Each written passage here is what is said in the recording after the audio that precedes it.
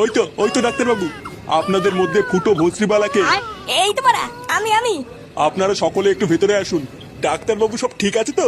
হ্যাঁ, ভেতরে আসলেই সব দেখতে পাবেন। কি হলো ব্যাপারটা? ডাক্তারবাবু কেমন যেন একটা করলো। আরে আগে ভেতরে চলো, তারপরে দেখছি কি হয়েছে। ফুটো, আমরা চলে এসেছি।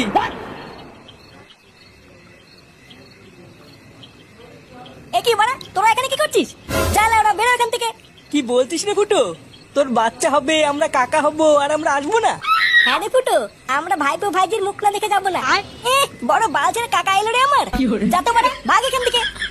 ভাগ বললে ভাগবো নাকি? আমরা তো ভাইপো ভাইজির জন্য গিফটও কিনে নিয়ে এসেছি, তাই না বলো পল্টুদা? হ্যাঁ হ্যাঁ, নিয়ে এসছি তো।